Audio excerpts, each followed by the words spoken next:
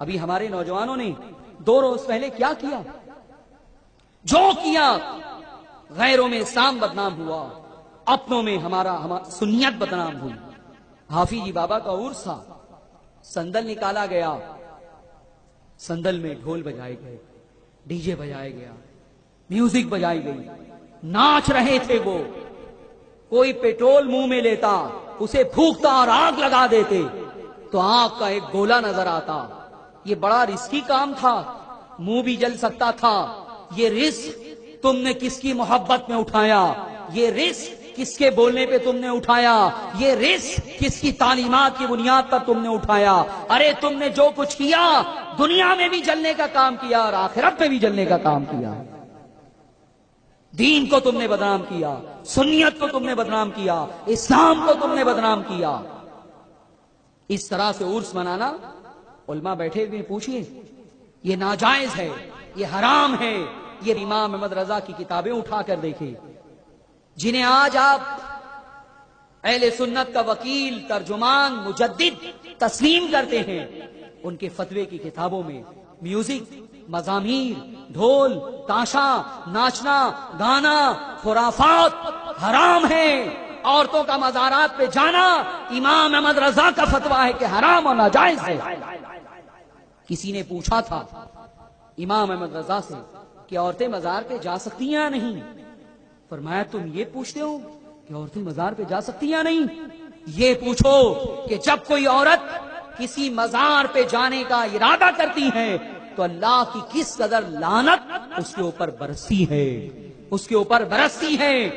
اس لیے سچے سنی ہو تو طے کر لو کہ آج کے بعد تمہارے گھر کی عورتیں کسی مزار پہ نہیں جائیں گی۔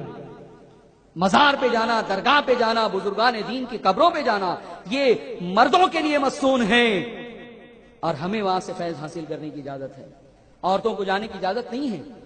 حافظ جی بابا کی درگاہ پہ یہ سب کچھ خرافات ہوئی، تم نے دیکھا، یہ چند سال پہلے نہیں ہوتا تھا۔ اس طرح سے اگر تم عرس کرتے ہو تو ثواب کے بجائے عذاب ملے گا۔ ایسا عرس کر کے نہ کرنا اس سے اچھا ہے۔